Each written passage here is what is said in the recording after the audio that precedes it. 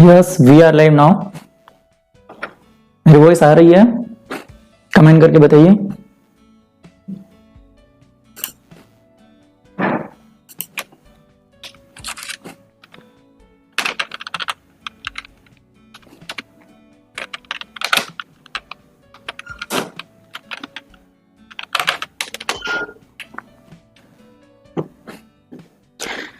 चलिए शुरू करते हैं।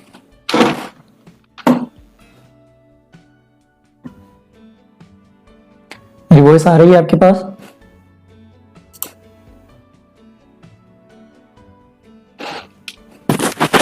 हेलो हेलो, ठीक है, चलिए शुरू करते हैं।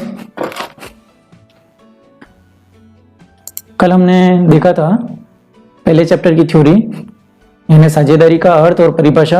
उसको मैंने इंपॉर्टेंट जो हैं उनको मैंने रेड कलर में लिख रखा है, और जो पढ़ने जैसे याद रखने जैसे हैं उनको आपको क्या करना है, ग्रीन कलर में लिख रखा है। आप चाहो तो इसको स्क्रीनशॉट भी ले सकते हैं, आप चाहो तो इसकी पीडीएफ भी बाद में दी जाएगी, आप ले सकते हैं। ठीक है, तो देखते हैं सबसे पहले साझेदारी का अर्थ और परिभाषा, यानी ये चैप्टर नंबर 1 है। और इस चैप्टर नंबर 1 में इंपॉर्टेंट थ्योरी जो है उसको मैंने यहाँ नोट डाउन कर रखा है, आप इसे बाद में उतार लीजिएगा या किताब से अंडरलाइन कर लीजिएगा। ठीक है, पहला है साझेदारी का अर्थ और परिभाषा।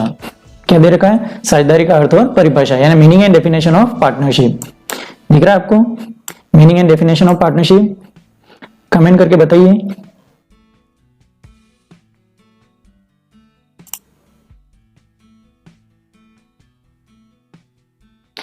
Yes Bhavesh, good evening.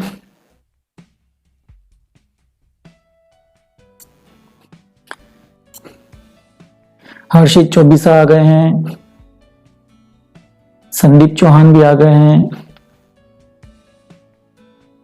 Sandeep Chauhan का दूसरा नाम विजेंद्र है। ठीक है, प्रकाश चंद्र जी भी आ गए हैं, भावेश भी आ गए हैं। चलिए और भी जो बाकी है फटाफट आ जाइए लाइन पे।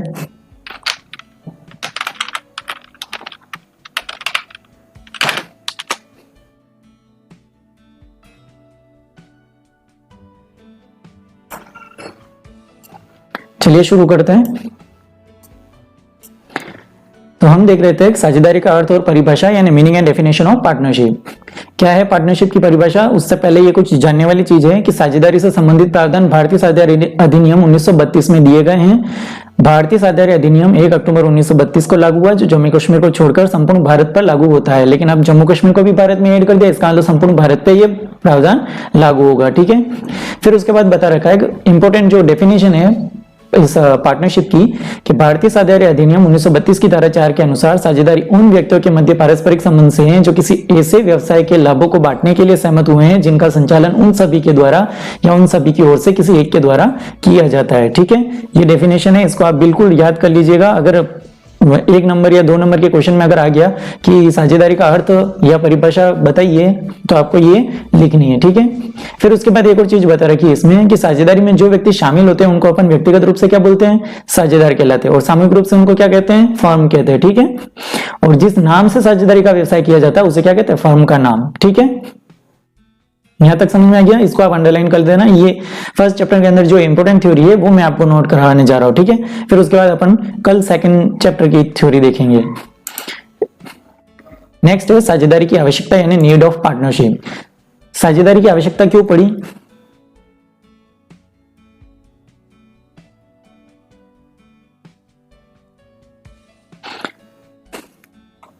यह सबको मेरी आवाज आ रही है? थम्स अप कर दीजिए अगर वॉइस आ रही है, वीडियो क्लियरिटी है।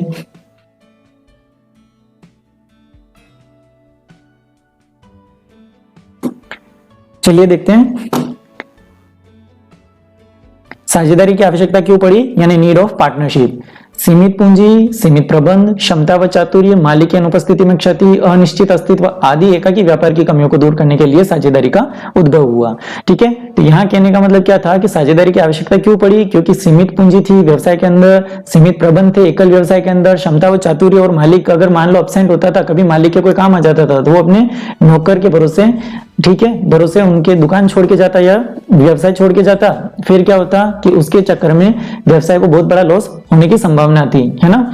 फिर उसके बाद बताया कि इन कमियों को पूरा करने के लिए, कल हमने देखा था, इन कमियों को पूरा करने के लिए क्या बताया? साझेदारी की आवश्यकता महसूस हुई, साझेदारी का जन्म हुआ। ठीक है, फिर उसके बाद साझेदारी की विशेषताएं, साझेदारी की क्या क्या विशेषताएं हैं उसके बारे में हम देखते हैं, ठीक है। Characteristics of partnership. तो साझेदारी की विशेषताएं कल हमने देखी थी, 8 तरह की विशेषताएं थी। उसमें सबसे पहली जो विशेषता आ रही है कि साझेदारी की विशेषताएं जिनको हम कैरेक्टरिस्टिक्स ऑफ पार्टनरशिप भी बोलते हैं। साझेदारी की निम्न विशेषताएं कौन कौन सी विशेषताएं हैं? सबसे पहला, 2 या 2 से अधिक व्यक्तियों का होना, यानी 2 और मोर देन 2 पर्सन, यानी कि मिनिमम कितने पर्सन होने चाहिए फर्म के अंदर? 2 होने चाहिए, है ना। फर्म पार्टनरशिप की जो मिलकर के अगर व्यवसाय करते हैं उसे हम किस नाम से जानते हैं? फर्म के नाम से, ठीक है। तो यहाँ पर मिनिमम कितने पर्सन चाहिए? 2, मोर देन 2 पर्सन, यानी 2 से ज्यादा हो सकते हैं। अब 2 से ज्यादा कितने होते हैं इसके अंदर देख रखा।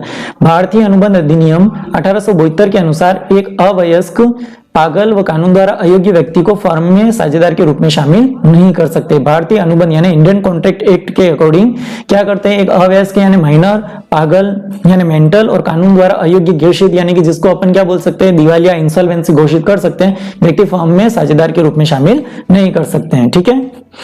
लेकिन इसके अंदर जो इंपॉर्टेंट चीज है, ये एग्जाम के अंदर एक नंबर के अंदर आ सकती है या फिर ऑब्जेक्टिव में आ सकता है कि कंपनी विविध नियम 2014 के नियम 10 के अंतर्गत यह संख्या 50 तक सीमित कर दी गई है। तो यानी कि साझेदारों की न्यूनतम संख्या कितनी हो गई? 2 और अधिकतम संख्या 50, ठीक है। अधिकतम संख्या कितनी की गई है? 50।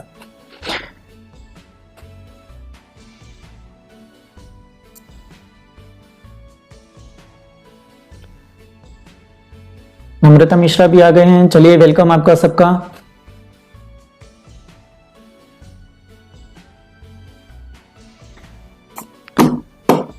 अब देखते हैं इसके बाद नंबर 1 ये कैरेक्टरिस्टिक्स थी। अब इसके बाद सेकंड नंबर की जो कैरेक्टरिस्टिक्स है उसके बारे में देखते हैं। सेकंड कैरेक्टरिस्टिक्स है साझेदारों के मध्य समझौता या अनुबंध का होना, यानी एग्रीमेंट अमंग पार्टनर्स। यानी कि फर्म के अंदर जितने भी पार्टनर है, चाहे 2 हैं या 2 से ज्यादा, अधिकतम 50 है, उनके बीच में क्या होता है? एक एग्रीमेंट होता है। यानी कि पार्टनरशिप बिना एग्रीमेंट के नहीं हो सकती, ठीक है। तो यहाँ पर जो बता रखा है कि साझेदारी का जन्म समझौते द्वारा होता है। ये याद रखने वाली चीज है कि साझेदारी का जन्म समझौते के द्वारा होता है, अतः साझेदारों के मध्य समझौता होना आवश्यक है, यानी कंपलसरी है।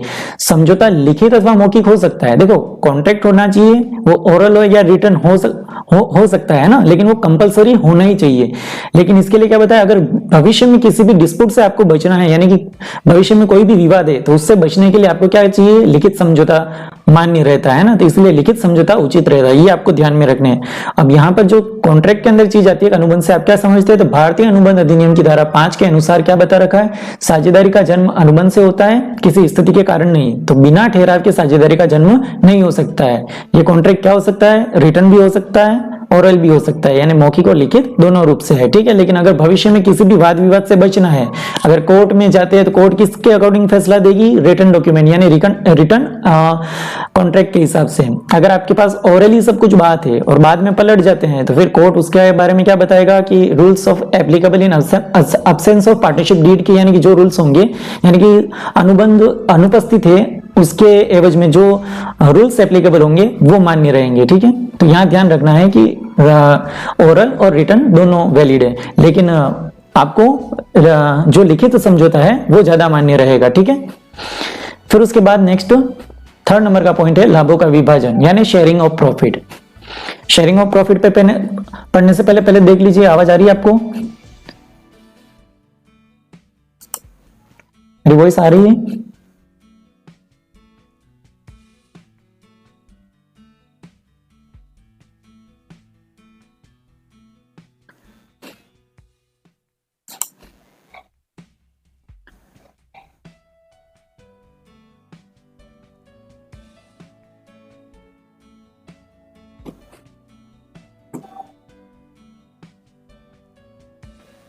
हेलो, कमेंट में बताइए वॉइस आ रही है मेरी? यस, ठीक है। चलिए तो आगे का देखते हैं हम, लाभों का विभाजन यानी शेयरिंग ऑफ प्रॉफिट, ठीक है। इसको भी आप बुक के अंदर नोट डाउन कर लीजिए या अंडरलाइन कर लीजिएगा कि साझेदारी का प्रमुख उद्देश्य लाभ कमाना व उसे साझेदारों के मध्य बांटना है, ठीक है।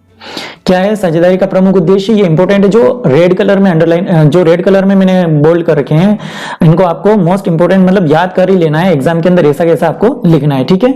तो साझेदारी का प्रमुख उद्देश्य लाभ कमाना व उसे साझेदारों के मध्य बांटना है। ये जो याद रखने वाली चीज है कि कोई भी संस्था जिसका उद्देश्य लाभ कमाना नहीं होता है, अर्थात परोपकार करना हो, तो कानूनी रूप से वो क्या होती है, साझेदारी नहीं हो सकती है।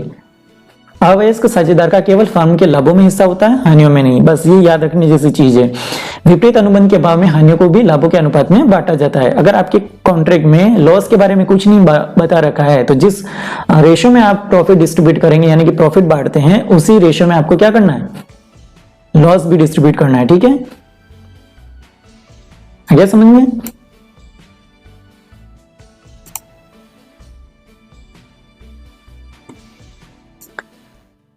संदीप बोल रहे हैं जी हाँ आ रही है सर, क्लियर आ रही है वॉइस। Okay okay Vijendra.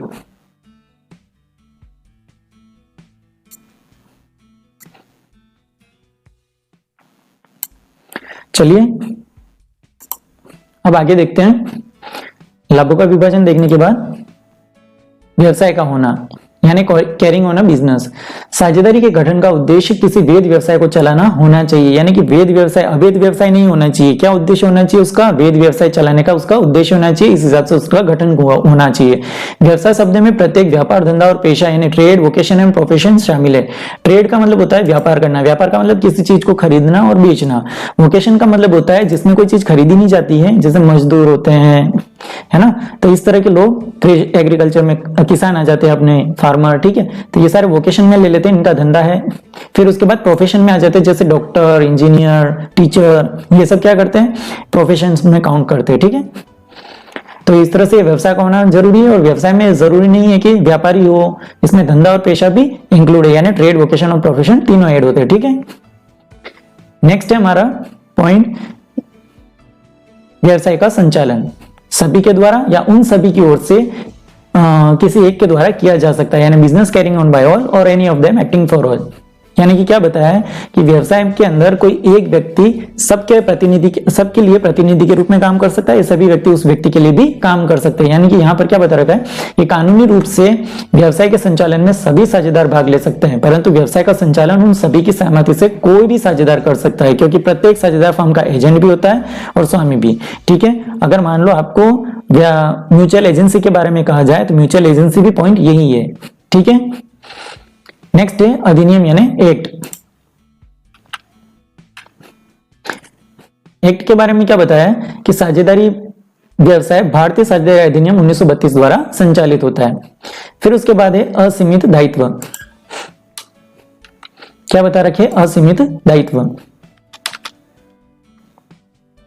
असीमित दायित्व यानी अनलिमिटेड लायबिलिटी। साझेदारी में प्रत्येक साझेदार का दायित्व असीमित होता है। अन्य शब्दों में साझेदार के समस्त दायित्व के लिए प्रत्येक साझेदार संयुक्त या प्रत्येक रूप से उत्तरदायी होता है। ठीक है, अगर फर्म के अंदर कुछ भी रेस्पॉन्सिबिलिटी है, तो उस रेस्पॉन्सिबिलिटी को वहन कौन करेगा, सभी साझेदार करेंगे, है ना। ठीक है, फिर नेक्स्ट आ रहा है नो सेपरेट एग्जिस्टेंस, यानी पृथक अस्तित्व नहीं होगा। साझेदारी फर्म का साझेदारों से पृथक अस्तित्व नहीं होता है। अस्तित्व अलग न होने से आशय यह है कि फर्म से संबंधित सभी अनुबंध फर्म पर लागू होने के साथ साथ प्रत्येक साझेदार पर भी संयुक्त या व्यक्तिगत रूप से लागू होते हैं। ठीक है, क्या समझ में आया इसमें?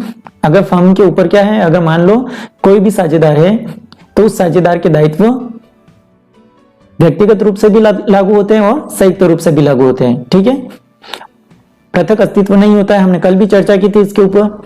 11th में हमने क्या पढ़ा था, एकल व्यवसाय पढ़ा था, जिसके अंदर मालिक और व्यवसाय दोनों अलग अलग होते हैं, दोनों का अस्तित्व अलग अलग होता है। लेकिन साझेदारी के अंदर क्या होता है, म्यूचुअल एजेंसी का काम होता है, यानी सभी जने सामूहिक रूप से काम करते हैं और सामूहिक रूप से काम करते हैं, इसलिए इसको फर्म बोलते हैं। तो इसलिए सबका रेस्पॉन्सिबिलिटी क्या होगा, सामूहिक रूप से भी उत्तरदायी रहेगा और व्यक्तिगत रूप से भी उत्तरदायी रहेगा, यानी कि यहाँ पर नो सेपरेट एग्जिस्टेंस रहेगा। ठीक है, यानी पृथक अस्तित्व नहीं रहेगा।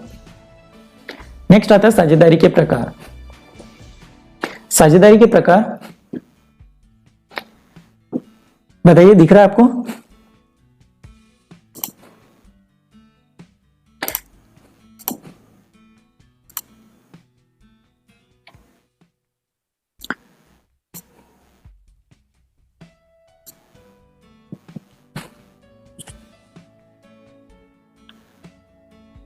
पार्टनरशिप एक्ट 1932, ठीक है।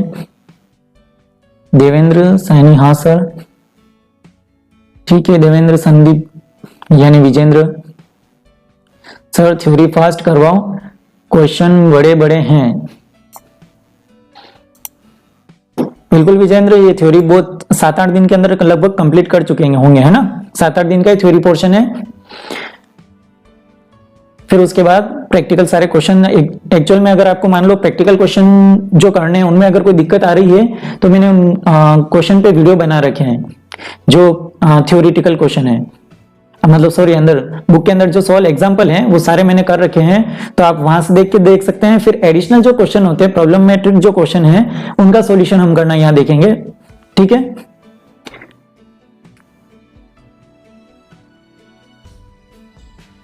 यानी इलिस्ट्रेशन जो भी है वो मैंने वीडियो में बता रखे हैं। आपको कोई अगर इलिस्ट्रेशन नहीं समझ में आता है तो आप इलिस्ट्रेशन वहां देख के समझ सकते हैं, ठीक है। थ्योरी हमारी बाकी थी, इसलिए थ्योरी में कंप्लीट करवा रहा हूं।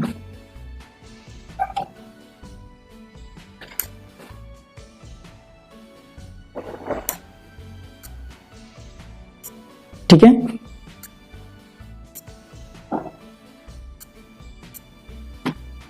चलिए आगे चलते हैं। साझेदारी के प्रकार। साझेदारी के प्रकार जो बता रखे हैं, कितने टाइप्स की पार्टनरशिप बता रखे हैं, टाइप्स ऑफ पार्टनरशिप, यानी साझेदारी के 4 प्रकार बता रखे हैं। कौन कौन से हैं?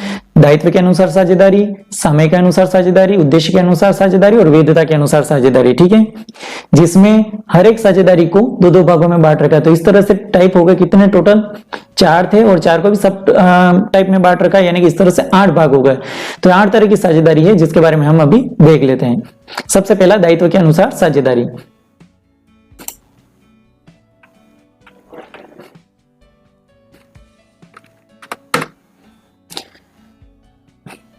चलिए, दायित्व के अनुसार साझेदारी। साझेदारी को 2 भागों में बांट रखा है, सीमित दायित्व साझेदारी और असीमित दायित्व, यानी कि लिमिटेड लायबिलिटी पार्टनरशिप और अनलिमिटेड लायबिलिटी पार्टनरशिप। इसके अंदर देखो, सीमित दायित्व साझेदारी में क्या बता रखा है कि सीमित दायित्व साझेदारी अधिनियम 2008 के अंतर्गत स्थापित एक निगम है। सीमित दायित्व साझेदारी की साझेदारों का दायित्व सीमित होता है, ठीक है। यानी यहां ध्यान रखना है कि ऐसी कौन सी साझेदारी है जिसमें साझेदारों का दायित्व निश्चित होता है या सीमित होता है, तो वो सीमित दायित्व वाली साझेदारी होती है। साझेदारों की निजी संपत्तियों पर साझेदारी फर्म का कोई अधिकार नहीं होता है, परंतु इस तरह की साझेदारी वर्तमान रूप में प्रचलित नहीं है, क्योंकि आज के टाइम में जो भी साझेदारी है वो कौन सी है? असीमित दायित्व वाली साझेदारी है, ठीक है। तो असीमित के अंदर क्या बता रखा है? चलिए मैं इसको थोड़ा सा, ठीक है, अब दिख रहा है। असीमित दायित्व वाली साझेदारी, अनलिमिटेड लायबिलिटी पार्टनरशिप। जब फर्म के दायित्व को चुकाने के लिए सभी साझेदार संयुक्त या व्यक्तिगत रूप से उत्तरदायी होते हैं तो ऐसी साझेदारी क्या कहलाती है? असीमित दायित्व वाली साझेदारी कहलाती है, ठीक है। इसको अंडरलाइन कर देना आपकी बुक के अंदर, या आप चाहो तो स्क्रीनशॉट भी ले सकते हैं याद रखने के हिसाब से।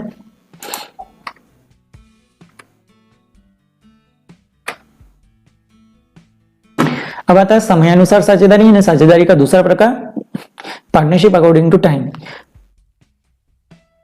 यानी निश्चितकालीन, यानी कि ये निश्चितकालीन साझेदारी है, यानी कि फिक्स टाइम पार्टनरशिप है। ऐसी साझेदारी जिसकी स्थापना एक निश्चित समय के लिए की गई हो निश्चितकालीन साझेदारी कहलाती है, तथा उस समय के समाप्त होते ही साझेदारी स्वतः समाप्त हो जाती है। यानी कि ऐसी पार्टनरशिप जो किसी फिक्स टाइम के लिए की गई होती है वो क्या कहलाएगी? फिक्स टाइम पार्टनरशिप कहलाती है। यानी कि जैसे वो टाइम कंप्लीट होता है वो पार्टनरशिप अपने आप खत्म हो जाती है, ठीक है। उसके लिए कोई अलग से एग्रीमेंट नहीं करना पड़ता है। उसके बाद आता है अनिश्चितकालीन साझेदारी, यानी नॉन फिक्स टर्म पार्टनरशिप। क्या होती है साझेदारी? ऐसी साझेदारी जिसकी स्थापना निश्चित समय के लिए नहीं की जाती है वो अनिश्चितकालीन साझेदारी होती है। यानी कि ऐसी साझेदारी जिसमें टाइम फिक्स नहीं होता है, कभी भी उसको वाइंड अप किया जा सकता है, अपनी इच्छा अनुसार होती है, इसको क्या बोलते हैं? अनिश्चितकालीन साझेदारी, यानी नॉन फिक्स टाइम पार्टनरशिप, ठीक है। 2 प्रकार हो गए साझेदारी के। अब तीसरा प्रकार हम देखने जा रहे हैं, क्या है तीसरे प्रकार में? उद्देश्य के अनुसार साझेदारी, पार्टनरशिप अकॉर्डिंग टू ऑब्जेक्ट। ऐच्छिक साझेदारी में पार्टनरशिप एट विल, और दूसरी है पर्टिकुलर पार्टनरशिप। ऐच्छिक यानी इच्छा अनुसार, यानी साझेदारों की इच्छा अनुसार कभी भी साझेदारी को समाप्त किया जा सकता है।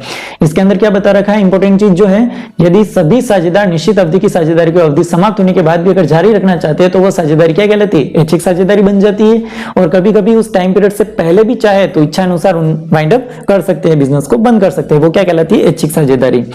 दूसरा बता रखा है पर्टिकुलर पार्टनरशिप, यानी स्पेशल पार्टनरशिप भी कहते हैं इसको। किसी विशेष कार्य अथवा उद्देश्य के लिए स्थापित साझेदारी विशेष साझेदारी कहलाती है। उद्देश्य पूर्ण होने पर क्या होती है, ये साझेदारी स्वतः समाप्त हो जाती है। जैसे इसके अंदर एग्जांपल ले सकते हैं हम, बिल्डिंग बनाना, पुल बनाना, ब्रिज बनाना, या कोई कॉन्ट्रैक्ट लिया है पर्टिकुलर, जैसे वो कॉन्ट्रैक्ट कंप्लीट होता है क्या होगा, वो पार्टनरशिप खत्म हो जाएगी। जैसे एक ब्रिज बनाने का काम ले लिया, रेलवे लाइन, सड़क बनाने का काम ले लिया, जैसे वो सड़क कंप्लीट हो जाती है बन करके, वो कॉन्ट्रैक्ट ऑटोमेटिक खत्म हो जाता है। समझ में आ गया आपको ये पार्टनरशिप? समझ में आ रहा है? थम्स अप कर दीजिए अगर समझ में आ रहा है, थम्स अप कर दीजिए।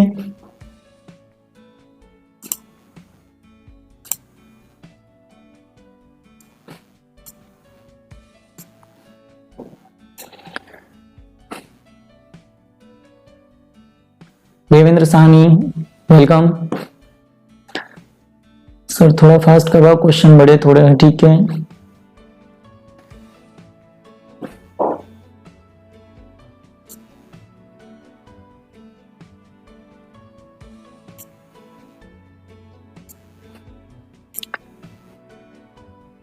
चलिए अब आगे देखते हैं। पार्टनरशिप का फोर्थ टाइप, वैधता के अनुसार साझेदारी। वैधता के अनुसार साझेदारी को भी दो भागों में बांट रखा है, यानी कि पार्टनरशिप अकॉर्डिंग टू लीगैलिटी। क्या होता है वैध साझेदारी और अवैध साझेदारी। इसके अंदर इंपॉर्टेंट ये है कि वैध साझेदारी किसे कहते हैं। अगर मान लो एग्जाम के अंदर आ जाए कि वैध साझेदारी से क्या आशय है या वैध साझेदारी से आप क्या समझते हैं, तो वहां पर इंपॉर्टेंट चीज क्या होगी, देश के प्रचलित नियमों के अनुसार स्थापित साझेदारी क्या कहलाती है, वैध साझेदारी कहलाती है। या इसको क्वेश्चन बना देते हैं और नीचे ऑप्शन में दे देंगे वैध, अवैध, निश्चित, अनिश्चित, कुछ भी आपको ऑप्शन दे सकते हैं, ठीक है। फिर उसके बाद अवैध साझेदारी यानी इलीगल पार्टनरशिप। यदि किसी साझेदारी की स्थापना प्रचलित नियमों के अनुसार अगर न हो तो ऐसी साझेदारी क्या कहलाएगी, अवैध साझेदारी कहलाएगी, ठीक है। यानी ऐसी पार्टनरशिप जो उस देश के नियमों के अनुसार नहीं हो, उससे हट करके जाए, तो वो कौन सी पार्टनरशिप कहलाएगी, अवैध पार्टनरशिप यानी कि इलीगल पार्टनरशिप कहलाएगी। समझ में आ गया? चलिए अब इंपॉर्टेंट क्वेश्चन एक इसका और बनता है कि निम्न दशाओं में साझेदारी अवैध कहलाती है। ये क्वेश्चन आपको दे सकते हैं और उसके बाद ऑप्शन 4 दे देंगे। निम्न दशाओं में एक साझेदारी अवैध कहलाती है, असत्य कथन है, बताओ। तो इस तरह से 3 सही होंगे और 1 गलत होगा। आपको इस तरह से भी पहचानना है, ठीक है, क्योंकि इस बार अपने ऑब्जेक्टिव है 10 ऑब्जेक्टिव होंगे।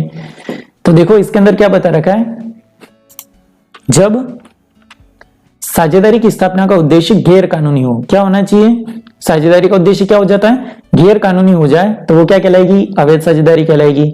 जब साझेदारी संख्या 2 से कम हो जाए या अधिकतम 50 से ज्यादा हो जाए, तो वो क्या कहलाएगी, अवैध साझेदारी कहलाएगी। यानी कि 2 से कम होते ही साझेदारी अवैध हो जाती है, 50 से ज्यादा होते ही क्या हो जाएगी, अवैध हो जाएगी। फिर उसके बाद जबकि साझेदारी व्यापार लोक नीति या अंतरराष्ट्रीय नीति के विरुद्ध हो। जब साझेदारी का उद्देश्य, जब साझेदारी का व्यापार लोक नीति या अंतरराष्ट्रीय नीति के विरुद्ध हो जाए, तब क्या हो जाएगी, वह अवैध हो जाएगी।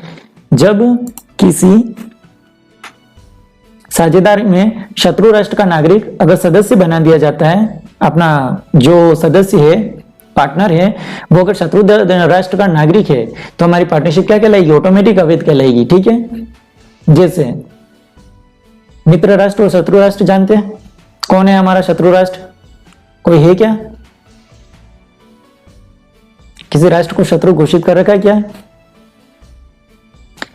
कमेंट करके बताइए, फिर आगे देखते हैं।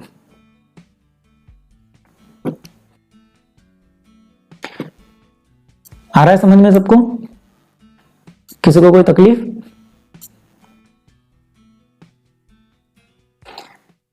प्रकाश जी बहुत ही शानदार, आप ग्रेट। अरे सर ग्रेट तो आप हो जो आप तारीफ कर रहे हो।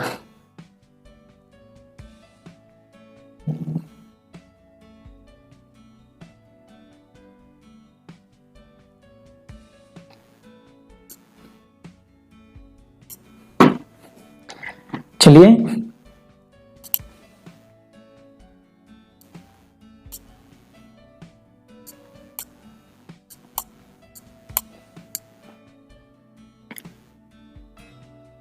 पाकिस्तान, पाकिस्तान को शत्रु राष्ट्र घोषित कर दिया है।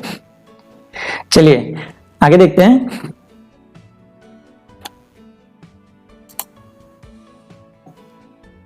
साझेदारी सल्लेख के अभाव में लागू होने वाले नियम। दोस्तों आपको ये बहुत ही मतलब ये जो टॉपिक दे रखा है कि साझेदारी सल्लेख के अभाव में लागू होने वाले नियम, ये आपको याद कर लेना है, ठीक है। ये आपके ना 12th में ही नहीं है, यानी कि फर्स्ट ईयर में भी आप जब जाएंगे वहां पे भी पूरी पार्टनरशिप है। आपको हर एक चीज यानी कि जो 12th में आप पढ़ोगे वो पूरा आपको पार्टनरशिप फर्स्ट ईयर में भी पढ़नी है, क्योंकि वहां पूरे 4 चैप्टर आपको पार्टनरशिप के दे रखे, ठीक है। तो आपको ये पार्टनरशिप बहुत अच्छे से ध्यान से समझनी है ताकि आपको कॉलेज में दिक्कत नहीं आए। और इस एग्जाम के अंदर, बोर्ड एग्जाम के अंदर, लगभग इसके अंदर से कहीं ना कहीं से एक क्वेश्चन जरूर आता है, ठीक है। तो ये पॉइंट आप बिल्कुल याद रख लीजिए, क्योंकि ये कंसेप्ट है, इसके थ्रू ही आप क्या कर सकते हैं, प्रैक्टिकल क्वेश्चन कर सकेंगे, ठीक है। तो चलिए देखते हैं साझेदारी सलाह के अभाव में लागू होने वाले नियम यानी rules applicable in absence of partnership deed.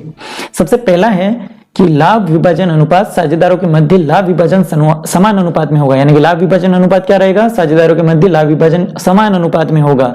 कब होगा समान अनुपात में, जब पार्टनरशिप डीड अब्सेंट हो।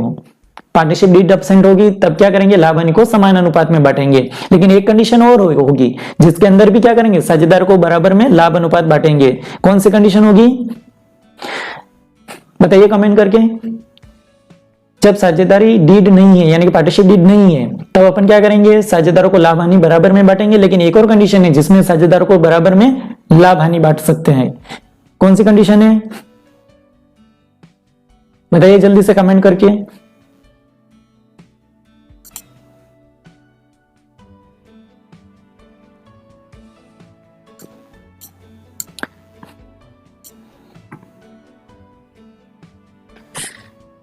बताइए ऐसी कौन सी सिचुएशन है जिसके अंदर साझेदारों को बराबर लाभ हानि बांटते हैं।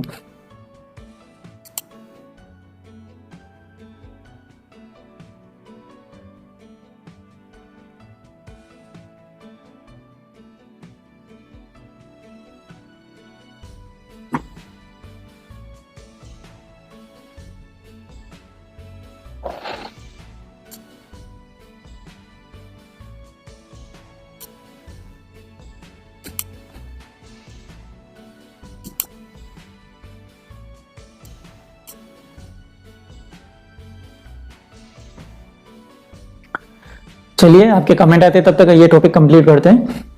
साझेदारी सलेख के अभाव में लागू होने वाले नियम। सबसे पहला तो बता दिया कि लाभ विभाजन क्या होगा, बराबर में बांटा जाएगा। दूसरा पूंजी पर ब्याज, इसके लिए क्या प्रावधान है कि किसी भी साझेदार को पूंजी पर ब्याज नहीं दिया जाएगा। आ गया समझ में, यानी कि किसी भी पार्टनर को पूंजी पर ब्याज नहीं दिया जाएगा। आहरण पर ब्याज तीसरा नंबर का पॉइंट, यानी कि साझेदारों द्वारा किए गए आहरण पर फर्म ब्याज नहीं लेगी, ठीक है। फिर उसके बाद चौथा पॉइंट है साझेदारों का पारिश्रमिक। साझेदारों को पारिश्रमिक यानी वेतन, बोनस, कमीशन कुछ भी नहीं दिया जाएगा, ठीक है। 4 पॉइंट हो गए जिसमें लाभ हानि तो बराबर बांटेंगे, पूंजी पर ब्याज, आहरण पर ब्याज और साझेदारों को पारिश्रमिक, इनमें से कोई भी पॉइंट नहीं रहेगा, यानी कि ये कुछ भी लेना देना नहीं रहेगा।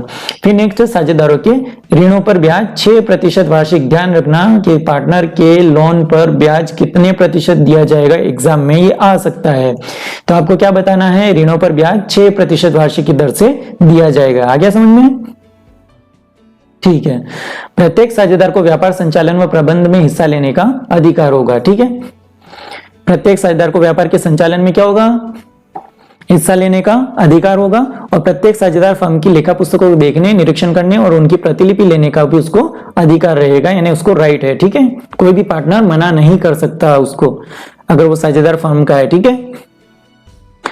ठीक है, ये इंपॉर्टेंट है, याद कर लोगे सभी, याद हो जाएंगे। कितने पॉइंट है, 6 हैं। 6 को सीक्वेंस से याद कर लेना ताकि आपको भी दिक्कत नहीं है। और जब आप एग्जाम में लिखें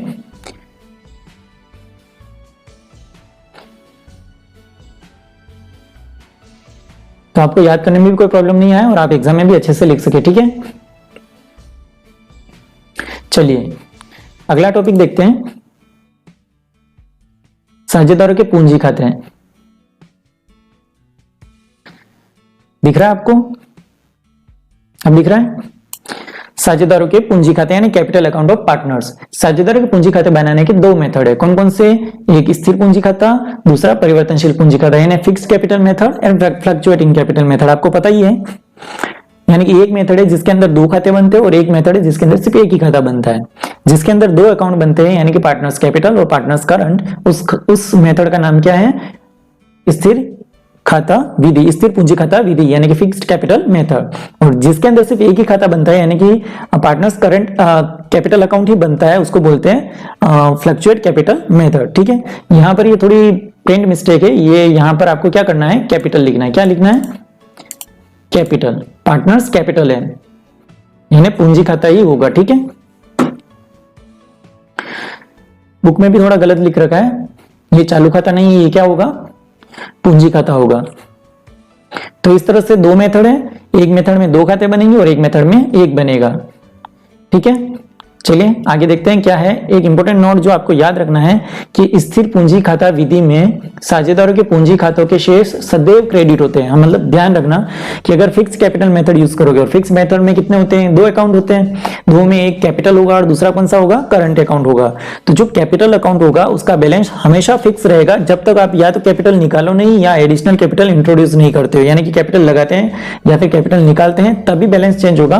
बाकी किसी भी ट्रांजेक्शन से कैपिटल खाते का जो शेष है यानी कि बैलेंस है वो चेंज नहीं होगा। ठीक है, तो यहां समझ में आ गया, इसलिए इस पूंजी खाते का हमेशा क्या रहेगा, क्रेडिट बैलेंस रहेगा। फिर दूसरा बता रखा है साझेदार को चालू खाते के शेष डेबिट अथवा क्रेडिट हो सकता है। अगर आप ये स्थिर पूंजी खाता यानी कि फिक्स्ड कैपिटल मेथड यूज करते हैं तो इसमें जो आपका करंट अकाउंट है वो डेबिट या क्रेडिट हो सकता है। ज्यादातर चांसेस में क्रेडिट रहता है, लेकिन अगर मान लो खर्चे ज्यादा हो जाते हैं, लॉस ज्यादा हो जाता है, तो उस कंडीशन में ये अकाउंट नेगेटिव हो सकता है यानी कि डेबिट हो सकता है। ठीक है, लेकिन उस कंडीशन में भी कैपिटल अकाउंट क्या रहेगा, हमेशा क्रेडिट बैलेंस रहेगा। कौन सी सिचुएशन में, स्थिर पूंजी, ये इंपॉर्टेंट इसलिए बता रखा है क्योंकि इससे लगभग क्वेश्चन आए हुए हैं। ठीक है, और ये कंसेप्ट है, इसके थ्रू आप क्वेश्चन कर सकोगे आगे प्रैक्टिकल। आ रहा है समझ में आपको।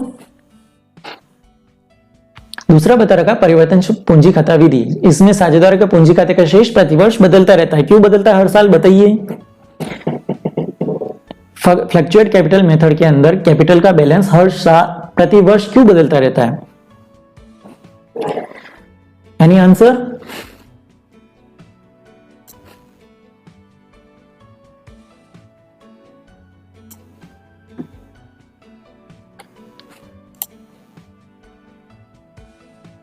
क्यों होगा चेंज, कोई बता सकता है?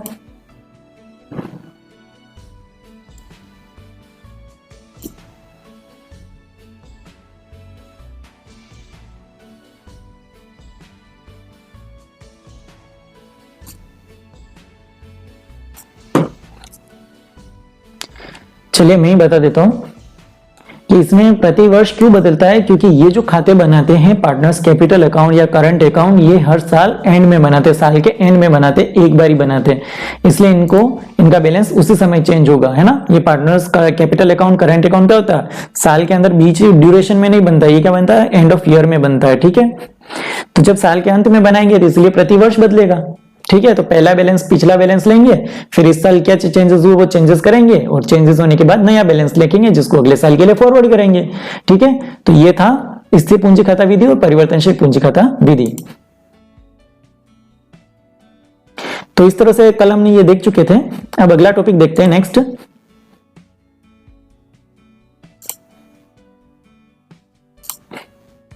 स्थिर व परिवर्तनशील पूंजी खाता विधि में अंतर दिख रहा है आपको?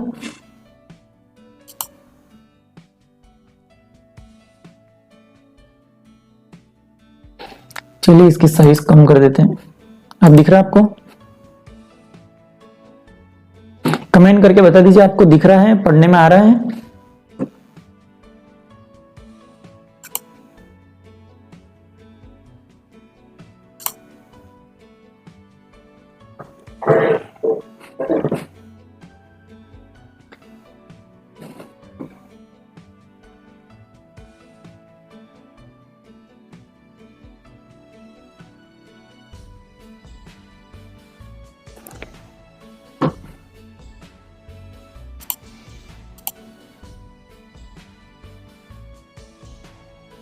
खाली एक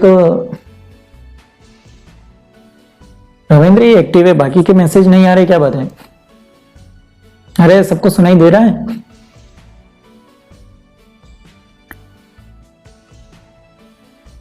चलिए नेक्स्ट टॉपिक जो हमारा है स्थिर व परिवर्तनशील पूंजी खाता विधियों में अंतर। इसके अंदर ये बिल्कुल याद कर लेना, ये 2 नंबर या 4 नंबर के अंदर एग्जाम के अंदर आया हुआ क्वेश्चन है कि स्थिर व पूंजी खाता विधियों में अंतर बताइए। आपको इस सेम टू सेम टेबल आपको लिखनी है, इस टेबल को पूरा याद कर लीजिएगा, ठीक है। आपकी बुक के अंदर भी दे रखा है और आप स्क्रीनशॉट भी ले सकते हैं ताकि मोबाइल में आपका पड़ा रहे और आप इसको हर बार देख देख कर याद कर सकते हैं, ठीक है।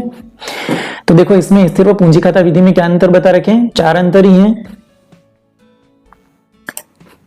पहला difference between fix capital and fluctuate capital method. पहला जो है वो स्थिर पूंजी खाता विधि का है जिसके अंदर 2 खाते होते हैं और दूसरा है परिवर्तनशील पूंजी खाता विधि जिसके अंदर एक अकाउंट बनता है, ठीक है। तो पहला खातों की संख्या, तो बताइए खातों की संख्या स्थिर पूंजी खाते में कितने होंगे, 2 है ना, कितने होंगे, 2 होंगे। क्या नाम होगा उनका, पूंजी खाता और चालू खाता। लेकिन फ्लक्चुएट कैपिटल मेथड यानी परिवर्तनशील में कितना होगा, सिर्फ एक ही खाता होगा और जिसका नाम क्या है, पूंजी खाता, ठीक है। दूसरा पॉइंट है पूंजी खाते के शेष में परिवर्तन। क्या बताया था, कैपिटल कब तक चेंज नहीं होगी, जब तक आप एडिशनल कैपिटल इंट्रोड्यूस नहीं करते या कैपिटल विड्रॉ नहीं करते, ठीक है।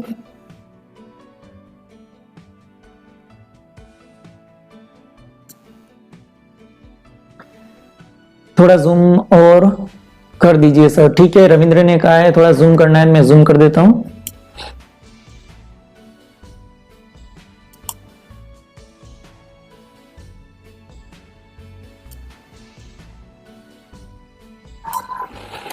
ठीक है, चलिए अब देखते हैं। तो यहां पर क्या बताया था कि जो खातों का शेष होता है वो कब चेंज होगा, जब तक आप कैपिटल इंट्रोड्यूस नहीं करते या कैपिटल विड्रॉ नहीं करते तब तक क्या होगा, बैलेंस इसका चेंज नहीं होगा। और जिस समय आपने कैपिटल विड्रॉ कर दिया बैलेंस चेंज हो जाएगा। किस खाते के अंदर, स्थिर पूंजी खाता विधि के अंदर बैलेंस चेंज होने के बारे में बताया। और परिवर्तनशील में क्या होता है कि इसमें पूंजी खाते का शेष प्रतिवर्ष बदलता रहता है और हर एक ट्रांजेक्शन से बदलता रहेगा। क्यों, क्योंकि इसमें तो एक ही खाता है जिसका नाम क्या है, कैपिटल अकाउंट। हर एक ट्रांजेक्शन चाहे वो पार्टनर को salary, bonus, commission, interest on drawing, interest on capital, ठीक है, loss, profit, revolution, profit, loss, जो भी चीजें हैं वो सारी चीजें किसके अंदर जाएगी, कैपिटल के अंदर। फ्लक्चुएट में तो एक ही अकाउंट बनता है, लेकिन अगर यहां पर आप बनाते हैं वो सारे ट्रांजेक्शन किसमें जाएंगे, कैपिटल को छोड़ के करंट अकाउंट के अंदर सारे जाएंगे, ठीक है। फिर यहां थर्ड पॉइंट अपने पास है पूंजी खातों का शेष। क्या बता रखा है, पूंजी खातों का शेष। पूंजी खाते का शेष सदैव क्रेडिट होता है। किस मेथड के अंदर होता है, सदैव स्थिर पूंजी खाता विधि में। और यहां पर समायोजन लेखों के कारण पूंजी खाते का शेष क्या होता है, क्रेडिट अथवा डेबिट हो सकता है, ठीक है। नेक्स्ट है व्यवहारों का लेखांकन।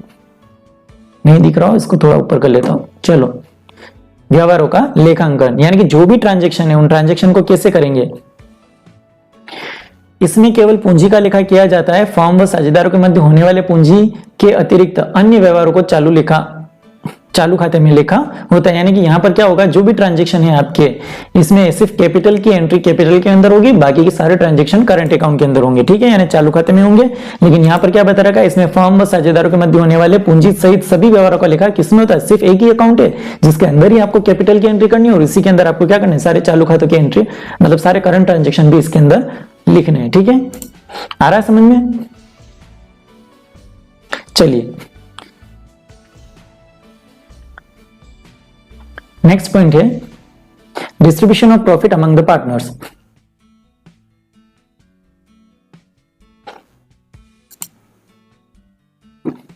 साझेदारों के मध्य लाभों का बंटवारा।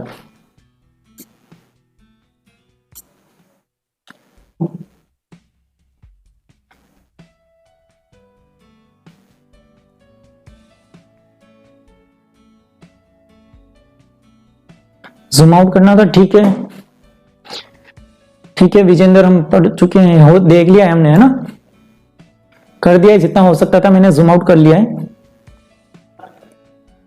अब टॉपिक चेंज हो गया अपना, इसको सेट कर लेते हैं।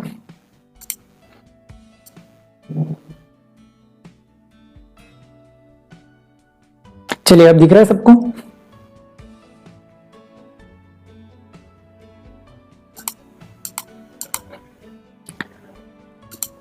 ठीक है, अब आता है साझेदारों के मध्य लाभों का बंटवारा यानी distribution of profit among the partners. क्या होता है, दो या दो से अधिक जितने भी साझेदार होते हैं उनके बीच में क्या होता है, लाभों का बंटवारा होता है। क्योंकि लाभ ही तो बांटना साझेदारी का प्रमुख उद्देश्य, मुख्य उद्देश्य। अगर फर्म में लाभ नहीं बांटेंगे तो वो साझेदारी थोड़ी कहलाएगी।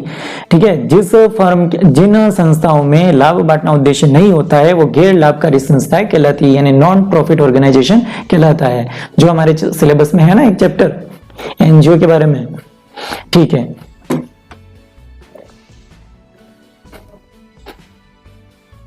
क्या कह रहे हैं? प्रदीप सुथार, नमस्ते सर। नमस्ते प्रदीप, आपका स्वागत है।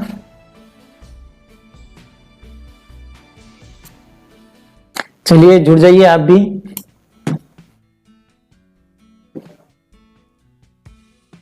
चलिए अब देखते हैं साझेदार के मध्य लाभों का बंटवारा है, distribution of profit among the partners, यानी कि साझेदारों के बीच में प्रॉफिट कैसे डिस्ट्रीब्यूट करते हैं। तो यहाँ ये एक ध्यान में रखने वाली चीज है कि साझेदारी फर्म की दशा में लाभ हानि खाते द्वारा प्रकट शुद्ध लाभ या शुद्ध हानि का साझेदारी सल्लेख के अनुसार साझेदारों में लाभ विभाजन करने के लिए लाभ हानि नियोजन खाता बनाया जाता है। यानी कि जो आपकी पार्टनरशिप डीड है, उस डीड के अंदर जो भी पॉइंट्स दे रखे हैं, उन पॉइंट को क्या किया जाता है, P&L एप्रोप्रिएशन के थ्रू डिस्ट्रीब्यूट किया जाता है। यानी कि जो प्रॉफिट है उसको नियोजन कैसे किया जाएगा। नियोजन करने का मतलब है कि जो भी व्यवसाय करते हो उसमें लाभ बचेगा या हानि बचेगी, तो उस लाभ या हानि को साझेदारी की जो कंडीशनें दे रखी है, जो डीड के अंदर लिख रखा है, उस डीड के अकॉर्डिंग जो बांटने का काम करेंगे वो एप्रोप्रिएशन के थ्रू करते हैं। इसलिए P&L के बाद कौन सा काम किया जाता है, P&L एप्रोप्रिएशन का काम किया जाता है। आ गया समझ में? तो यहां पर ध्यान रखने वाली मोस्ट इंपोर्टेंट चीज है जिसको मैंने रेड में लिख रखा है, तो आपको ये याद रखना है और एग्जाम के अंदर इसके बारे में पूछा भी जा सकता है या फिर इससे रिलेटेड प्रैक्टिकल क्वेश्चन भी आ सकता है। ठीक है, कैसे आएगा वो मैं बताता हूं।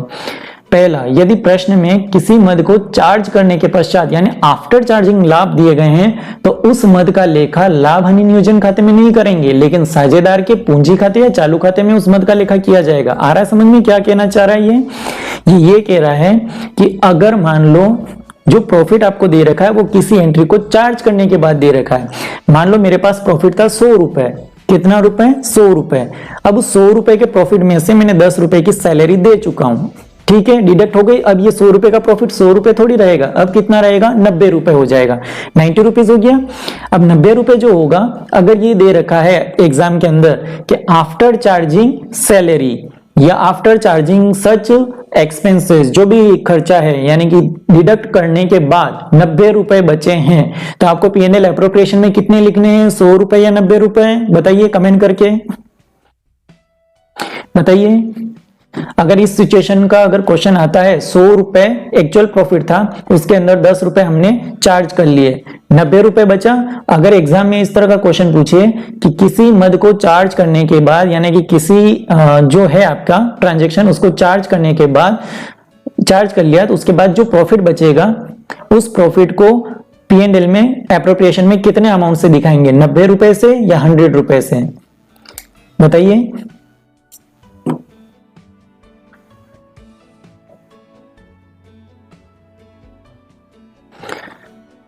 संदीप उर्फ विजेंद्र बोल रहे हैं, नाइस सर, आप नाइस पढ़ाते हो, थैंक यू संदीप।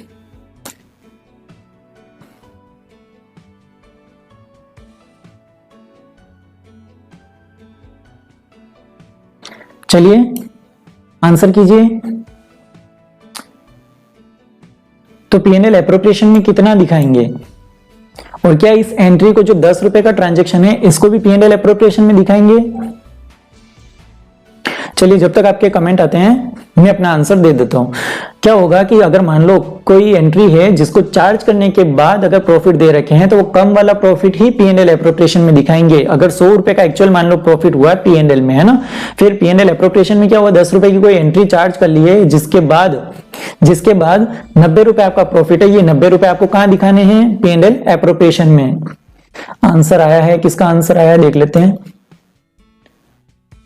चलिए संदीप यानी कि विजेंद्र का आंसर आया है 100 करने के बाद लेस करेंगे 10 और 90, बिल्कुल 90 बताएंगे कहां पर, एप्रोप्रिएशन के अंदर बताएंगे, लेकिन 10 जो रुपए हैं वो P&L एप्रोप्रिएशन में नहीं बताएंगे। इन 10 को कहां दिखाएंगे, पार्टनर्स कैपिटल या करंट अकाउंट में। ठीक है, समझ में आ गया आपको? ये 10 रुपए कहां दिखाएंगे, P&L एप्रोप्रिएशन में नहीं दिखाएंगे, इनको कहां दिखाएंगे, पार्टनर्स कैपिटल या करंट अकाउंट के अंदर। चलिए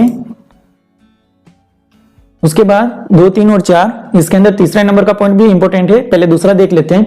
यदि प्रश्न में किसी मद को चार्ज करने से पूर्व यानी profit before charging of such expenses अगर दे रखे हैं तो लाभ दिए गए तो उस मद का लेखा लाभ हानि नियोजन खाते और साझेदारी के पूंजी खातों में दोनों में किया जाएगा। यानी कि अगर मान लो कहते हैं कि सैलरी चार्ज करने से पहले 100 रुपए का प्रॉफिट है, 10 रुपए की सैलरी है और 100 रुपए का प्रॉफिट है, तो सैलरी चार्ज करने से पहले प्रॉफिट कितना 100 रुपए, तो आपको P&L एप्रोप्रिएशन में कितना दिखाना है 100 रुपए, 100 रुपए वहां दिखाना, उसमें से फिर माइनस करना है 10 रुपए सैलरी का। तो यानी कि बिफोर चार्जिंग और आफ्टर चार्जिंग समझ में आ गया। बिफोर चार्जिंग का मतलब होगा कि आपको P&L एप्रोप्रिएशन में लिखना है, आफ्टर चार्जिंग का मतलब होगा आपको वो एंट्री P&L एप्रोप्रिएशन में नहीं लिखनी है और जो रिड्यूस प्रॉफिट है उस रिड्यूस प्रॉफिट को वहां पर लिखना है, मतलब कम वाला प्रॉफिट लिखना है, ठीक है। और लेकिन इस कंडीशन में क्या होगा, बिफोर चार्जिंग में आपको 100 रुपए भी दिखाने हैं क्रेडिट साइड के अंदर P&L एप्रोप्रिएशन में, फिर उसके बाद 10 रुपए का एक्सपेंसेस जो आपको सैलरी का है वो दिखाना है डेबिट साइड में, और यही 10 रुपए की एंट्री आपको कहां दिखानी है, पार्टनर्स कैपिटल या करंट अकाउंट के अंदर। आ गया समझ में। इसके हम क्वेश्चन करेंगे तब आपका कंसेप्ट और भी क्लियर करवा देंगे, और मैंने क्वेश्चन करवा रखे हैं, इलस्ट्रेशन सॉल्व करवा रखे हैं, आप उनको देख लीजिए तो आपको एक कंसेप्ट क्लियर हो जाएगा, ठीक है। फिर नेक्स्ट, निम्न मदे लाभों पर प्रभाव यानी चार्ज ऑन प्रॉफिट मानी जाती है, इन मदों को लाभ हानि खातों में लिखा जाता है, न कि लाभ हानि नियोजन खाते में। ध्यान रखना कुछ एंट्रियां ऐसी होती है जो चार्ज ऑन प्रॉफिट होती है, उनको सिर्फ P&L अकाउंट से चार्ज किया जाएगा, न कि P&L एप्रोप्रिएशन से, यानी P&L एप्रोप्रिएशन से चार्ज नहीं करेंगे। यहाँ देखो क्या बता रखा है, मैनेजर कमीशन, साझेदारों के ऋण पत्र पर ब्याज, उस भवन का किराया जिसमें फर्म का व्यापार चलाया जाता है। देखो कौन कौन सी चीजें, मैनेजर का कमीशन, साझेदारों के ऋण पर ब्याज, आ रहा है समझ में, साझेदारों के ऋण पर ब्याज, भवन का किराया जिसमें फर्म का व्यापार चलाया जाता है। यानी कि मैनेजर का कमीशन क्या होता है, मैनेजर फर्म का पार्टनर थोड़ी है, मैनेजर तो अलग से अपॉइंट किया जाता है, उसको सैलरी जो देनी है या उसका कमीशन जो देना है वो फिक्स चार्ज रहेगा, और जो फिक्स चार्ज है उनको P&L से चार्ज किया जाएगा, वो एप्रोप्रिएशन से चार्ज नहीं हुआ। एप्रोप्रिएशन से सिर्फ साझेदार से रिलेटेड चीजें होती है उनको चार्ज किया जाएगा। समझ में आ गया। एप्रोप्रिएशन में केवल साझेदारों से संबंधित जो सूचनाएं हैं उनके बारे में, जो इनकम या एक्सपेंसेस हैं साझेदारों को मिलने वाले या साझेदारों से लेने वाले, वो ही खाली ट्रांजैक्शन लिखे जाएंगे। उसके अलावा जितने भी ट्रांजैक्शन है सारे कहां लिखे जाएंगे, P&L अकाउंट के अंदर। लेकिन एक ट्रांजैक्शन ऐसा है जिसका P&L एप्रोप्रिएशन में, P&L अकाउंट के अंदर ट्रांजैक्शन किया जाएगा, एप्रोप्रिएशन में नहीं लिखा जाएगा, जबकि वो साझेदार से रिलेटेड है। बताइए ऐसा कौन सा ट्रांजैक्शन है जो साझेदारों से रिलेटेड तो है लेकिन एप्रोप्रिएशन में नहीं लिखा जाएगा, उसको चार्ज माना जाएगा और वो उसको P&L अकाउंट के अंदर लिखा जाएगा, ना लाभ हानि खाते के अंदर लिखा जाएगा। बताइए। मैं तब तक कमेंट देखता हूं, कमेंट में करिए, फटाफट कमेंट कीजिए।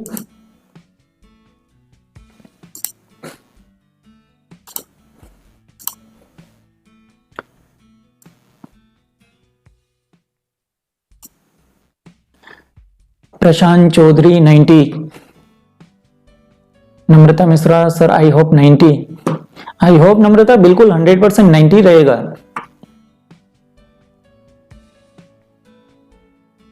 चलिए, मैंने एक जो इंपॉर्टेंट क्वेश्चन पूछा है, ऐसा कौन सा ट्रांजैक्शन है या ऐसी कौन सी मद है जो साझेदारों से संबंधित होती है लेकिन उसका लेखा P&L एप्रोप्रिएशन यानी लाभ हानि नियोजन खाते में नहीं लिखा जाता है, उसको लाभ हानि खाते में लिखा जाएगा, यानी लाभ हानि खाते से चार्ज किया जाएगा।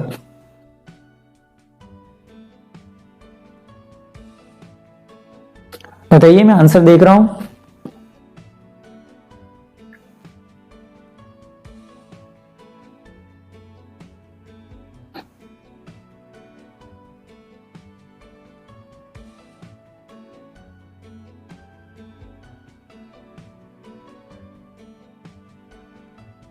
चलिए, आपके आंसर आएंगे, तब तक मैं बता देता हूं।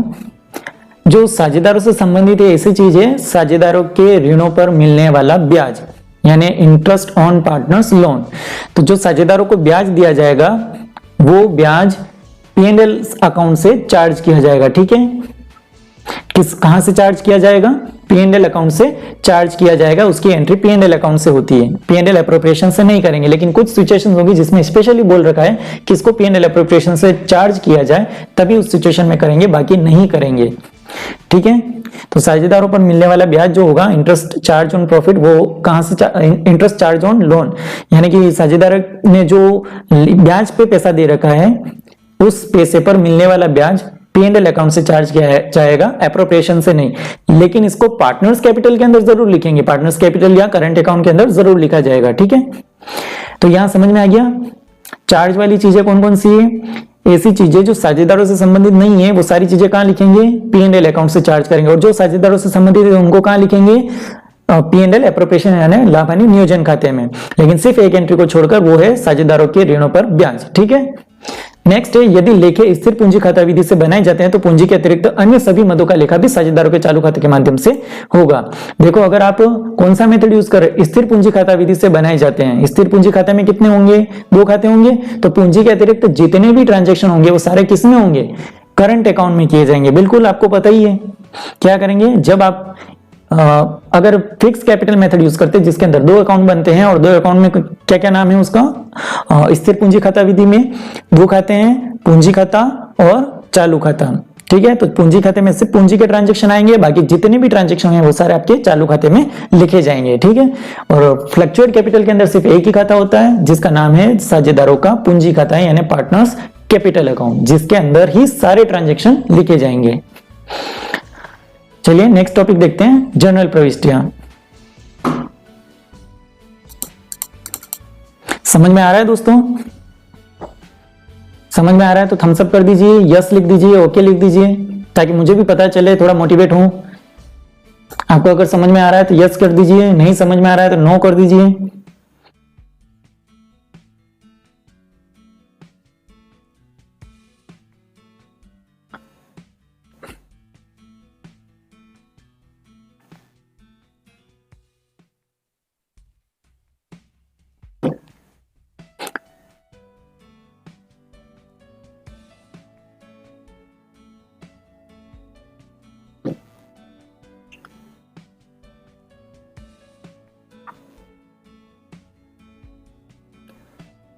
चलिए, आप अपने कमेंट बाद में भी प्रेषित कर सकते हैं, भेज सकते हैं, ठीक है। अब देखते हैं जनरल एंट्री। आज जनरल एंट्री हम पूरा अच्छे से देख लेते हैं ताकि आने वाले प्रैक्टिकल क्वेश्चन जब होंगे तब भी हमें दिक्कत ना आए। ये जनरल एंट्री बनी कैसे, ये देख लेते हैं। सबसे पहले जनरल एंट्री आपको दिख रही होगी, अगर नहीं दिख रही है तो आपके पास जो बुक है, बुक के अंदर भी है तो आप वहां से देख सकते हैं। अगर नहीं दिख रही है अभी तो ऐसा करूंगा, मैं इसको PDF बना के इसके डिस्क्रिप्शन के अंदर लिंक में अटैच कर दूंगा, या फिर जो भी पर्टिकुलर ग्रुप है, टेलीग्राम का एक ग्रुप बना देंगे, उस टेलीग्राम के ग्रुप के अंदर इसको भेज देंगे, ठीक है, या व्हाट्सएप के अंदर मैं सेंड कर दूंगा इसको, ठीक है। चलिए सबसे पहले देखते हैं जनरल एंट्री। तो जनरल एंट्री के जो ट्रांजैक्शन है, पूंजी पर ब्याज, चाहे आहरण पर ब्याज, जो भी चार्ज करते हैं, वहां पर सबसे पहले जो आता है नेट प्रॉफिट या नेट लॉस। ये कहां से आता है, सबसे पहले P&L अकाउंट से आता है। समझ में आ गया, यानी कि व्यवसाय जो आपने चालू किया, व्यवसाय चलाने में जो भी प्रॉफिट या लॉस हुआ उसको ट्रांसफर कहां कर रहे हैं, P&L एप्रोप्रिएशन के अंदर ट्रांसफर कर रहे हैं, ठीक है। तो P&L एप्रोप्रिएशन के अंदर जो हम ट्रांसफर करेंगे, तो P&L एप्रोप्रिएशन के अंदर ट्रांसफर करेंगे, सबसे पहले प्रॉफिट को ट्रांसफर करेंगे या लॉस को ट्रांसफर करेंगे। अगर लॉस को ट्रांसफर कर दिया है तो ब्याज नहीं मिलेगा, सैलरी नहीं मिलेगी, है ना। लेकिन आहरण पर ब्याज फर्म ले सकती है, और उस लॉस को फिर क्या करेंगे, डिस्ट्रीब्यूट कर देंगे।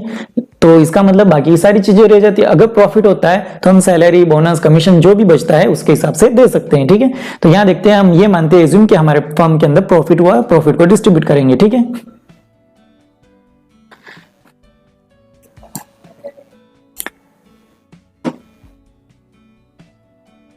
चलिए अब कमेंट आ रहे हैं। नम्रता के भी आ गया, थम्स अप कर लिया है। नम्रता सर भी continue, okay. Namrata Mishra, I am satisfied with you, ठीक है।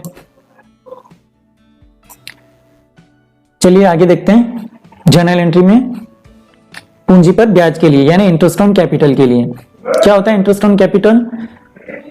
यहां पर एक चीज याद रखनी है, कंसेप्ट मतलब कंसेप्ट है, इसको याद रखने जैसा कुछ भी नहीं है। जब इंटरेस्ट ऑन कैपिटल मिलेगा तो कैपिटल किसकी होती है, पार्टनर की, ठीक है। तो जिसकी कैपिटल होगी उसको इंटरेस्ट मिलेगा। तो यानी कि साझेदार की कैपिटल है तो साझेदार को इंटरेस्ट मिलेगा। कौन देगा, तो फर्म देगी, ठीक है। तो यहां पर एक चीज मैं बता देता हूं कि यहां पर एक कंसेप्ट बिल्डअप कर लो कि जो भी देने वाला होगा वो हमेशा ऊपर रखना है, मतलब उसको ऊपर के साइड में लिखना है, और जो भी लेने वाले होंगे उनको नीचे की साइड में लिखना है। यानी कि यहाँ पर बताओ पूंजी पर ब्याज मिलेगा, किसको मिलेगा? पार्टनर को मिलेगा, इसलिए यहाँ लिखेंगे टू पार्टनर्स कैपिटल। और देगा कौन? फर्म देगी, इंटरेस्ट के रूप में देगी, इंटरेस्ट ऑन कैपिटल का नाम लिख देंगे। ठीक है, ये खर्चा है इसलिए। अब देखो ये रकम जो है वसूल की जाएगी, किससे की जाएगी? फर्म से की जाएगी। यहाँ देने वाली फर्म हो गई, यानी P&L, profit and loss appropriation account. समझ में आ गया आपको? यहाँ देखो profit and loss appropriation account दिख रहा है आपको, profit and loss appropriation account. To interest लिखा, और यहाँ पर टू इंटरेस्ट क्रेडिट हुआ, यहाँ इंटरेस्ट डेबिट हुआ, यानी इंटरेस्ट से इंटरेस्ट खत्म हो गया, तो बचा क्या? Profit and loss appropriation account दिया टू पार्टनर्स कैपिटल। यही एंट्री बची, क्योंकि समान अमाउंट होगा, सेम अमाउंट होगा, और दोनों एंट्री को अपोजिट, मतलब अपन क्या करते हैं, डीआर और सीआर पक्ष में लिख रहे हैं, तो डीआर में भी इंटरेस्ट ऑन कैपिटल है, सीआर में भी इंटरेस्ट ऑन कैपिटल है, दोनों एंट्री खत्म हो जाती है। तो बचेगी क्या एंट्री? कंबाइंड एंट्री अगर इसकी की जाए तो कंबाइंड एंट्री यानी मिश्रित प्रविष्टि क्या होगी? P&L appropriation account DR to partners capital account, यानी कि फर्म देने वाली हो गई इसलिए फर्म को लिखा ऊपर, और यहाँ साझेदार लेने वाला हो गया ब्याज, इसलिए ये हो गया नीचे। समझ में आ गया? अगर मान लो इसकी कंबाइंड एंट्री कर देते हैं तो फिर पता कैसे चलेगा ये किस चीज की एंट्री है? इसलिए क्या करते हैं, इंटरेस्ट के नाम से लिखा जाएगा। ठीक है, तो ये ड्यू एंट्री हो गई, और ये फिर ट्रांसफर एंट्री हो गई। जहां पर P&L एप्रोप्रिएशन है वो हस्तांतरित करने वाली एंट्री यानी ट्रांसफर एंट्री कहलाएगी। समझ में आ गया? जैसे इन्होंने इन दोनों एंट्री को मिक्स में यहां बता रखा है, profit and loss appropriation account दिया टू पार्टनर्स कैपिटल अकाउंट। समझ में आ गया? फर्म ने साझेदार को पैसा दिया या देने वाली है, जो भी है, चार्ज करने के बाद तो क्या एंट्री होगी? फर्म अकाउंट दिया टू पार्टनर्स, तो फर्म का किस नाम से लिखा जाएगा? Profit and loss appropriation account to partner. Partner ने फर्म को देना है, पार्टनर को कुछ पैसा फर्म को देना है, क्या करेंगे? पार्टनर्स कैपिटल अकाउंट दिया टू फर्म, फर्म का नाम क्या है? P&L appropriation. समझ में आ रहा है? जो देने वाले हैं उनको ऊपर लिखना है, जो लेने वाले उनको नीचे लिख लेना है। ठीक है, थर्ड नंबर का ट्रांजेक्शन है आहरण पर ब्याज के लिए। समझ में आ रहा है आपको? आहरण पर ब्याज यानी interest on drawing. Partners capital account दिया to interest on drawing account. यहां पर आहरण पर ब्याज यानी कि क्या हुआ कि साझेदारों ने आहरण किया जिसका उनको ब्याज भरना है, तो साझेदारों को ही सबसे पहले लेके चलते हैं। तो साझेदारों को ब्याज का पैसा भरना है, तो ब्याज का पैसा भरना है इसलिए इनको लिखेंगे ऊपर, यानी पार्टनर्स कैपिटल अकाउंट दिया, किस चीज का पैसा भरना है? टू इंटरेस्ट ऑन ड्रॉइंग का। अब यही पैसा किसको मिलेगा? तो चलिए बताते हैं। फर्म के अंदर इंटरेस्ट ऑन ड्रॉइंग अकाउंट दिया टू P&L एप्रोप्रिएशन अकाउंट, यानी कि ट्रांसफर करने की एंट्री हो गई। क्या हो गई? इंटरेस्ट ऑन ड्रॉइंग अकाउंट दिया टू P&L एप्रोप्रिएशन अकाउंट। तो यहाँ पर अगर इंटरेस्ट ऑन ड्रॉइंग कट जाते हैं डेबिट और क्रेडिट में, तो डेबिट में क्या बचा?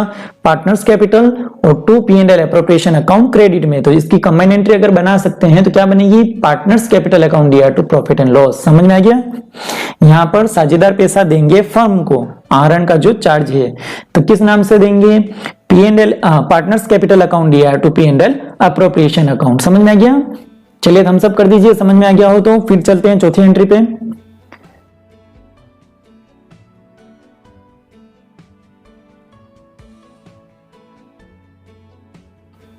चलिए अब 6 नंबर की एंट्री, क्योंकि थर्ड और फोर्थ मिला के 5th एंट्री बन चुकी थी, देख ली हमने। अब 6th एंट्री है साझेदारों को दिए गए वेतन बोनस कमीशन के लिए। यहाँ पर partner salary commission account to partners capital account. यहाँ पर देखिए कि पार्टनर को सैलरी बोनस कमीशन मिलेगा, किसको मिलेगा? पार्टनर को। तो यहाँ पार्टनर की सैलरी बोनस कमीशन अकाउंट दिया टू पार्टनर। समझ में आ गया? यहाँ पहले पार्टनर का ही पार्ट देखना है अपने को, यहाँ पार्टनर को मिलेगा या पार्टनर देने वाले? यहाँ पार्टनर को मिलेगा इसलिए पार्टनर को नीचे लिखा। देखो हर बार सबसे पहले पार्टनर को ही लेके चल रहे हैं, यहाँ पर ध्यान से देखिए। सबसे पहले जो एंट्री थी पूंजी पर ब्याज देना है, तो पहले पार्टनर का नाम आएगा, पार्टनर को मिलेगा या पार्टनर देगा? तो पूंजी पर ब्याज पार्टनर को मिल रहा है इसलिए नीचे लिखा है। फिर दूसरी कंडीशन में फर्म देने वाली हो गई। समझ में गया? फिर उसके बाद देखो आहरण पर ब्याज यानी इंटरेस्ट ऑन ड्रॉइंग के लिए। यहाँ पर क्या हुआ? इंटरेस्ट ऑन ड्रॉइंग पार्टनर क्या करेगा? देगा, इसलिए इसको ऊपर लिख लिया, यानी कि डेबिट साइड में लिख दिया। पार्टनर्स कैपिटल अकाउंट दिया, क्या देगा? तो इंटरेस्ट ऑन ड्रॉइंग। अब यही ड्रॉइंग वापस फर्म को मिलेगा, तो interest on drawing to P&L appropriation, यानी फर्म का दूसरा नाम अपन क्या कह सकते हैं? P&L appropriation. समझ में आ गया? इसी तरह से 6th एंट्री साझेदारों को अगर वेतन कमीशन बोनस मिल रहा है, तो सैलरी अगर मिल रही है तो पार्टनर को मिलेगी, तो पार्टनर को मिलेगी यानी पार्टनर्स क्रेडिट साइड में लिखा जाएगा। किस क्या मिलेगी? तो सैलरी कमीशन बोनस मिलेगा, तो डेबिट कर देंगे। आ रहा है समझ में आपको?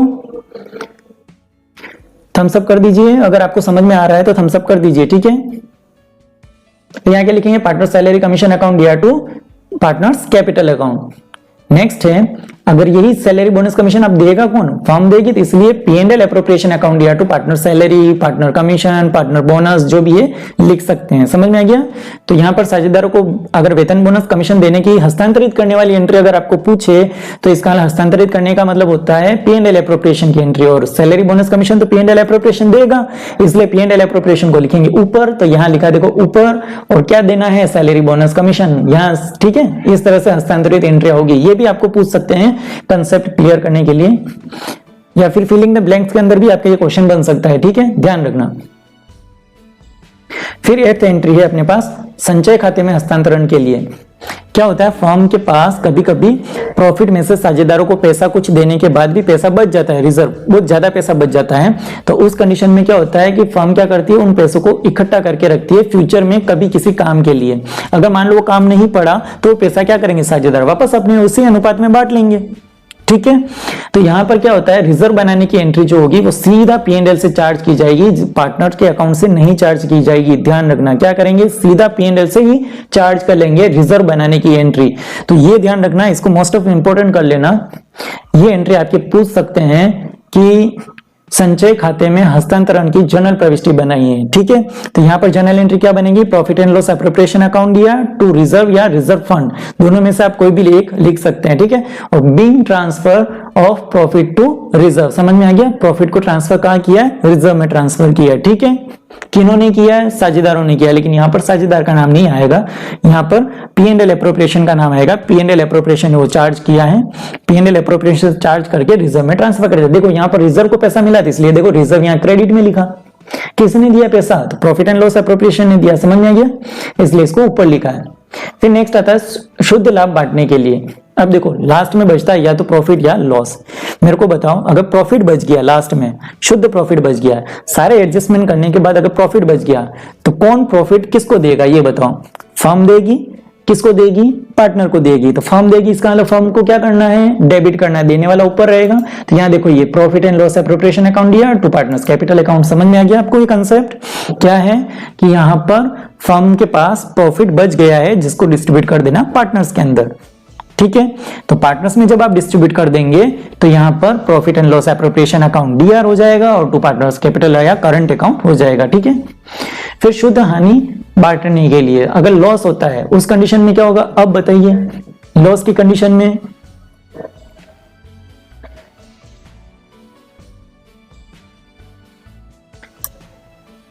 संदीप चौहान यानी कि प्रशांत चौधरी, संदीप चौहान, नम्रता, ठीक है।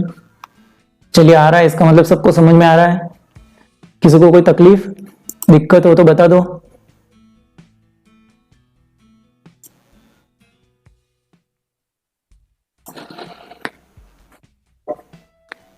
चलिए, तो यहां पर लाभ बंटने वाला समझ में आ गया। अब अगर हानि होती है तो उस कंडीशन में क्या होता है, मैंने आपसे पूछा है कि लॉस की कंडीशन में पार्टनर जो होंगे वो फर्म को पैसा देंगे, क्योंकि लॉस हुआ है। तो लॉस को कवर कौन करेगा, पार्टनर करेंगे। और पार्टनर क्यों करेंगे, क्योंकि अनलिमिटेड लायबिलिटी में पार्टनर है, उनका दायित्व अनिश्चित होता है। तो जितना भी लॉस होगा पार्टनर अपने रेशो में भरेंगे, ठीक है।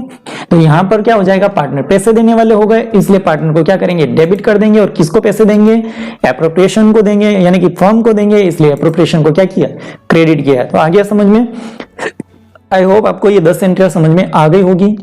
अगर कोई भी इस तरह से कोई भी एंट्री कुछ भी बना के पूछे, जैसे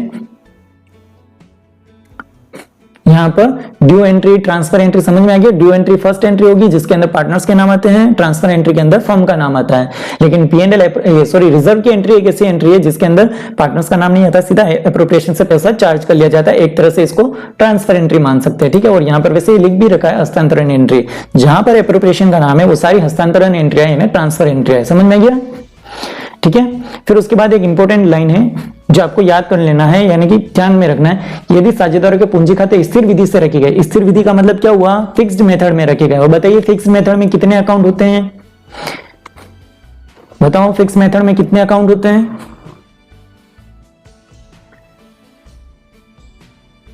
फिक्स्ड मेथड में 2 अकाउंट होते हैं। क्या क्या नाम होता है, पार्टनर्स कैपिटल और पार्टनर्स करंट अकाउंट। तो पार्टनर्स कैपिटल के स्थान पर साझेदार तो साझेदारों के पूंजी खाते जो अभी यहाँ पर पार्टनर्स कैपिटल अकाउंट की हम एंट्रिया बोल रहे थे, उनके स्थानों पर हम क्या करेंगे, पार्टनर्स करंट अकाउंट का प्रयोग करेंगे। यानी कि ये जो जनरल एंट्री है, अगर आप फिक्स कैपिटल मेथड यूज करते हैं तो यहाँ पर आपको क्या करना है, पार्टनर्स करंट अकाउंट यूज करना है। कौन से मेथड में, फिक्स कैपिटल मेथड में, जिसके दो अकाउंट बनते हैं, पार्टनर्स कैपिटल और पार्टनर्स करंट। तो उस कंडीशन में यहां जहां जहां आपने कैपिटल लिख रखा है वहां सब क्या हो जाएगा, करंट अकाउंट हो जाएगा। ठीक है, समझ में आ गया आपको। चलिए एक और इंपॉर्टेंट चीज बताता हूं, अगर एग्जाम के अंदर आपको कोई चीज फिक्स नहीं बता रखी है, आपको कौन सी मेथड यूज करना है, फिक्स मेथड यूज करना है या फ्लक्चुएट मेथड यूज करना है, यानी एक खाता बनाने वाला सवाल करना है या दो खाते बनाने वाला। कभी कभी इस तरह से बोर्ड वाले क्या करते हैं, सस्पेंस में क्वेश्चन छोड़ देते हैं, यानी कि अपने को अपने अकॉर्डिंग क्वेश्चन करना होता है। ठीक है, तो क्या होगा इस क्वेश्चन को, मतलब मैं ये कहना चाह रहा हूं कि अगर एग्जाम के अंदर मान लो आपको P&L एप्रोप्रिएशन का क्वेश्चन आ जाता है और लास्ट में आपको ये नहीं कहता है, सिर्फ कहता है साझेदारों के खाते बनाइए। ठीक है, तो साझेदारों को जब खाते बनाने हैं, चालू खाते की बनाना है, पूंजी खाता बनाना है या फिर पूंजी खाता ही बनाना है, यानी कि फिक्स मेथड यूज करना है, फ्लक्चुएट मेथड यूज करना है, तो उस कंडीशन में आपको क्या करना है, सिर्फ फ्लक्चुएट मेथड यूज करना है, जिसके अंदर सिर्फ एक खाता बनेगा, एक खाते वाला सवाल ही आपको करना है। ठीक है, जब एग्जाम के अंदर नहीं कहा हो। लेकिन अगर स्पेशल कह रखा हो कि स्थिर पूंजी विधि से ही आपको खाते बनाने हैं, तो इसका मतलब दोनों अकाउंट बनाना है, पार्टनर्स कैपिटल भी बनाना है और पार्टनर्स करंट भी बनाना है। लेकिन अगर परिवर्तनशील पूछा है तो फिर एक ही बताना है, अगर कुछ भी नहीं पूछा है तो आपको एक ही बनाना है, वो परिवर्तनशील पूंजी खाता ही अपनाना है। ठीक है, पार्टनर्स कैपिटल अकाउंट ही बनाना है, दो अकाउंट नहीं बनाने, ये ध्यान रखना है। इससे क्या होगा, आपका टाइम भी बच जाएगा। ठीक है, आपको कम मेहनत करनी पड़ेगी, आपके पेज भी कम भराएंगे। फिर आगे देखें, तो इस तरह से हमारे आज ये जनरल एंट्री का भी पोर्शन कंप्लीट हो गया।